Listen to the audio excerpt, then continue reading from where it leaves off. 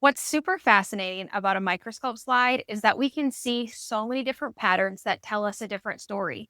And this is really for me where it changed the game from simply using salivary diagnostics to help identify specific pathogens that were causing my patient's infections to really being able to see like how mature the biofilm is in the plaque of patients' mouths and some other structures and sometimes seeing that there's actually parasites associated with this infection.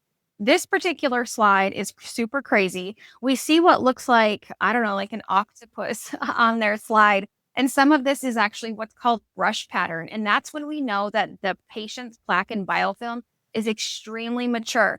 But that's not the craziest thing that we see on this slide. There's actually amoeba down here. There's an amoeba right here. There's an amoeba crawling right here. Amoeba, skin cell, amoeba, all kinds of spirochetes. This particular slide is extremely high risk. This is from a patient that absolutely has a very well established periodontal disease infection.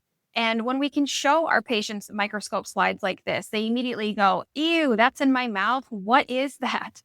And that emotional visceral response is what we want to hook them into a conversation with us about why did they get this infection in the first place. Because so many people, they feel as a clinician, I know that some of my patients, especially in the early days, especially before I had a microscope, felt like I was blaming them or shaming them or just giving them a lecture about what was going on in their mouth.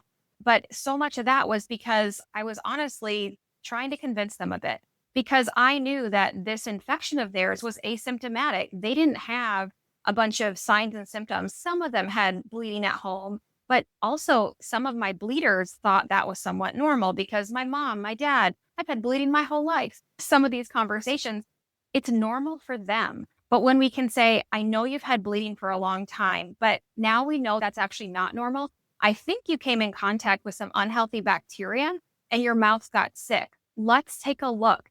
Taking a plaque sample takes about 30 seconds. To show them on the microscope, it takes another maybe minute. And immediately they're going, oh my gosh, how did I get that bacteria?